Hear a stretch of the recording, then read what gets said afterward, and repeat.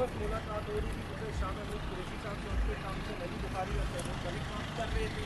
Left side पे right side पे खान साहब कुर्सी पे बैठे हुए थे, उनसे पहले नियाजुल्लाह न्याजी साहब ने बात करनी थी, उन्होंने की। फिर शदाब हुसैन जाफरी साहब की बात हुई, सलमान सफदर साहब की, आखिर में मेरी बात हुई। बुनियादी तौर पे क्योंकि आज ट्रायल का दिन था, आज बाकायदा को मुलाकात का दिन नहीं था, मुलाकात का दिन कल है।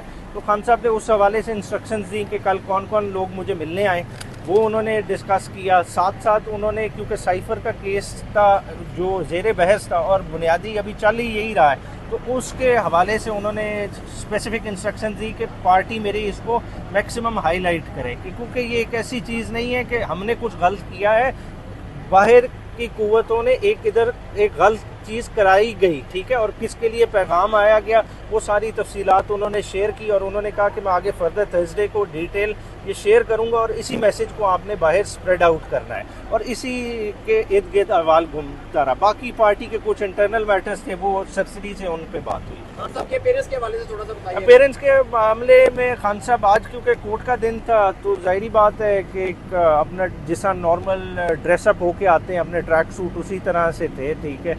बाकी जो है ना, क्योंकि कल बाकायदा होगी, क्योंकि देखें ना, खान साहब और हमारे दरमियान एक जाली का गैप था, उसमें बाकायदा इवन बात करना मुश्किल था, वो मतलब बड़े डिफ़िकल्टी से जो है ना बात हो रही। तो और एक सरसरी थी 5 से 7 मिनट की गुफ्तगू थी, उसमें आप जाहिर बात है कितनी इन्फॉर्मेशन कहते हैं। खबर चल रही थी खान साहब कमजोर हो गए, आंखों के हल्के पड़ गए, इस हवाले से थोड़ा सा देखिए, बज़ाहिर देखें खान साहब प्रेजेंस उनकी, जिस तरह खान साहब की एक टावरिंग पर्सनालिटी है, ठीक है ना। खान साहब का आप ये कहें कि जी कमज़ोर या उस तरह के, खान साहब की प्रेजेंस होती है, खान साहब जिधर हों पता लगता है कि इमरान खान मौजूद है, ठीक है। बाकी जो उस तरह की डिटेल है कि जी किस तरह का खुराक है, क्या है, थर्सडे को कल डिटेल मुलाकात होगी, इंशाल्लाह ताला सारा अहवाल आपसे शेयर करेंगे। खान साहब को डील के लिए कोई अप्रोच किया जा रहा है या इस सवाल अच्छा, ये आपने बड़ी इंटरेस्टिंग, ये मैंने बात नहीं की, खान साहब ने डायरेक्ट खुद गई कि बाहर जाके क्लियरली कह देना कि हमारी कोई डील नहीं है। मतलब ये मैं पहले भी अटक से बाहर भी खान साहब का पैगाम दिया था कि डील हमारी किससे, हमारी आवाम के साथ डील है।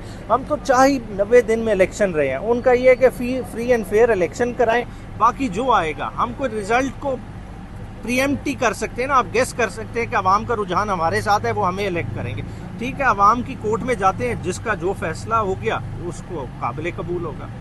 और जज साहब का दोबारा कोर्ट में यहाँ पर अदालत लगाना, ये कैसा आप देख रहे हैं, कैसा निज़ाम? अच्छा, बुनियादी तौर पे देखें ना, ये इंटरेस्टिंग है कि सबसे पहले दरख्वास्त हमने दी कि ये जेल ट्रायल नहीं हो सकता, वो जज साहब की फ़ाइल पे आज भी दरख्वास्त पेंडिंग है, ठीक है। उसके बाद सब्सिक्वेंटली ये मामला बेल चली गई हाई कोर्ट तक, और उस दौरान हमने हाई कोर्ट में ही जुरिस्डिक्शन इसकी चैलेंज की कि एक तो जेल ट्रायल नहीं हो सकता, दूसरा इन कैमरा प्रोसीडिंग नहीं हो सकती। हालांकि वो एक किस्म का प्रीएम्प्टिव था कि अभी उस वक्त ट्रायल शुरू नहीं हुआ, मगर उस पर कोर्ट्स ने बाकायदा नोटिस करके बहस हो गई, और वो रिट अब रिजर्व है, वो शेर अफजल मरवत साहब ने वो रिट फाइल की हुई है, ठीक है, और हम होपफुल हैं उसके नतीजे के बारे में।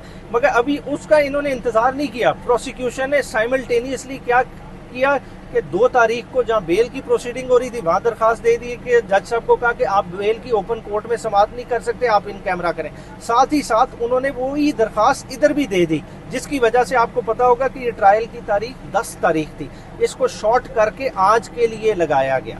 तो आज इसी पे डिस्कशन हुई, क्योंकि हमें उस दरखास्त का पता चल गया था, तो उसके हमने काउंटर में उसका जवाब बनाया हुआ था कि आपको प्रोसीडिंग स्टे करनी पड़ेंगी, क्योंकि हाई कोर्ट को फौकियत हासिल है, ठीक है। हाई कोर्ट की कोई भी डिक्टम आप पे बाइंडिंग है, ठीक है। तो उसी के लिहाज, उसी की आर्ग्यूमेंट सुनते हुए जज साहब ने इस मामले को इल्तवा में रख लिया। उन्होंने कहा ठीक है, आज हम नकूल नहीं तकसीम करते, वरना प्रोसिक्यूशन का इरादा यही था कि आज नकूल तकसीम हो जाए और फिर 7 दिन बाद की डेट पड़ेगी, उसमें चार्ज फ्रेम हो जाएगा। तो ऐसा कुछ नहीं हुआ, नकूल तकसीम नहीं हुई। जज साहब ने हाई कोर्ट में ही प्रोसीडिंग को पेंडिंग मद्देनज़र रखते हुए इसको इल्तवा में रख लिया।